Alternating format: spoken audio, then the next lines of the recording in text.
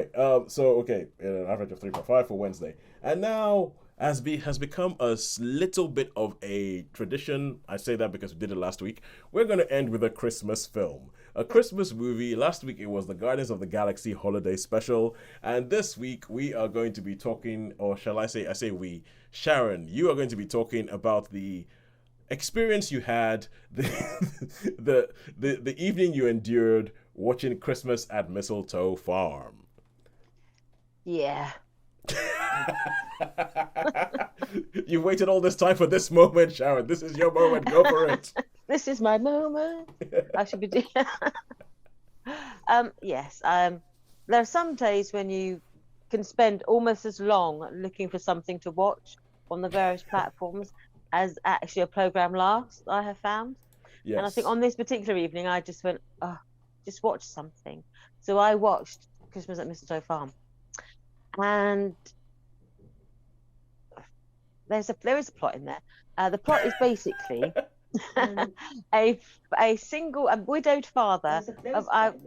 The plot is basically. Sorry. Oh, I can hear myself, Yeah. and I agree with myself. There is a plot in there somewhere. It's the plot in it. It starts off. There's a widowed father of is. I've just tried to blot it out of my memory in some regards. So I think he's got 4 children, but it could be 5. I can't quite remember. It's been 2 weeks since I've seen it. And so yeah, he's a widowed father of these children, and he out of the blue, he's struggling in his job. He's struggling between coping with his children now that he's on his own, having to sort of get them ready for school, having to sort of cope with their emotional needs, having sort of lost their mother.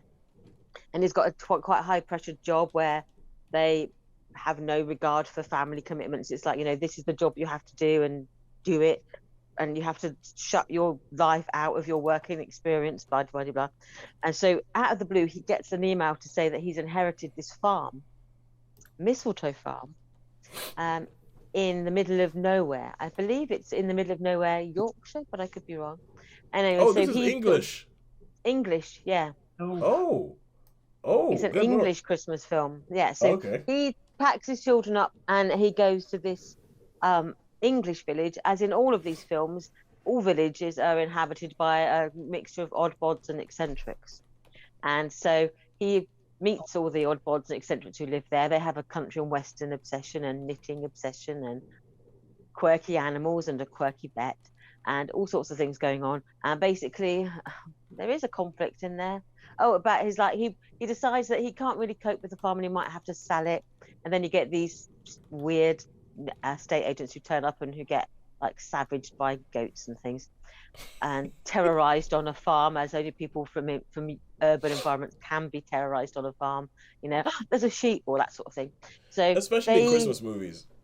it's a I Christmas personally movie. am terrified Yeah. by farms, and I assume that something awful will happen.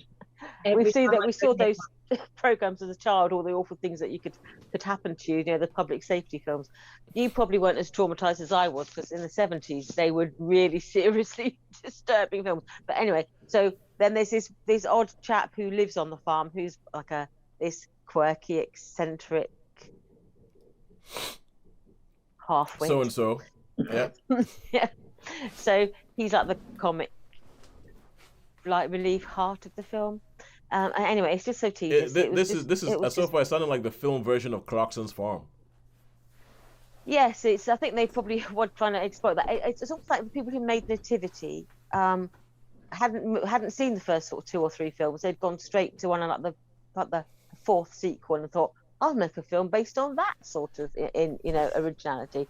So it felt like it was a bit derivative. I can't really say a lot about it because it was just not that very good.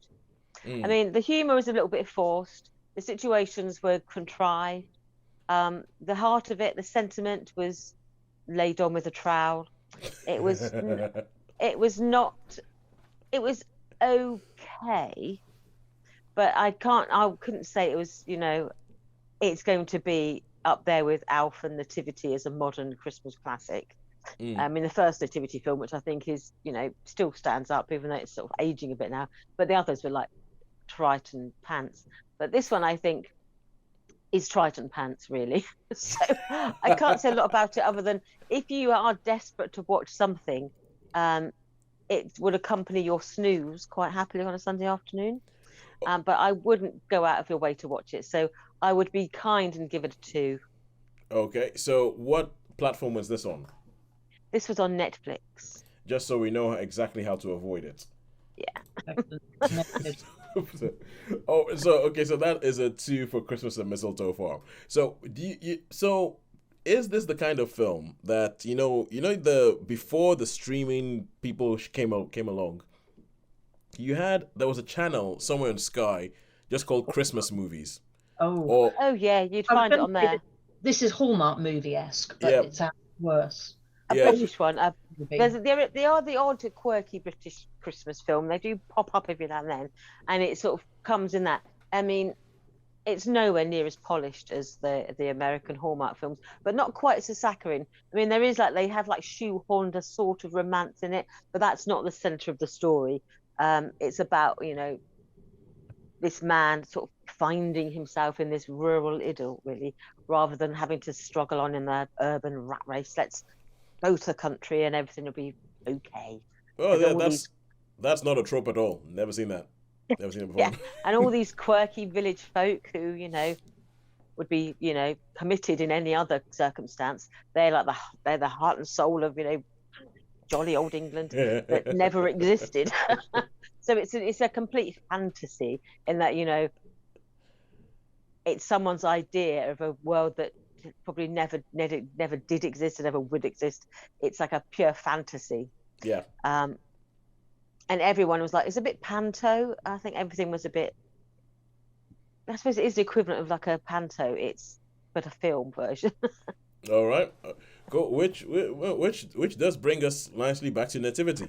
So, so, Feels so like it's the classic idea, though, that if you move to the country, ultimately everything will be better and your problems float away, as though life suddenly in a village is miraculously not full of the same but different problems as anywhere else. Yeah, so Yeah, people who write these that's films right. probably have never lived in a rural environment. It's like, yeah, you've never had the last bus go at 2:30 in the afternoon, have you? And you've never had your post office, your shop, and your pub closed, so you are completely isolated.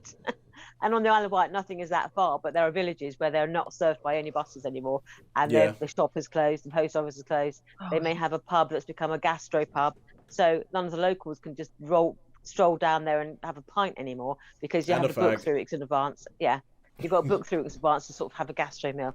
So there are villages like that on the Isle of Wight Yeah. where people Yeah. think, yeah, it's a rural idyll. So it's. Oh, dear, please don't make me talk about it anymore. Okay. We'll stop. It was a 2.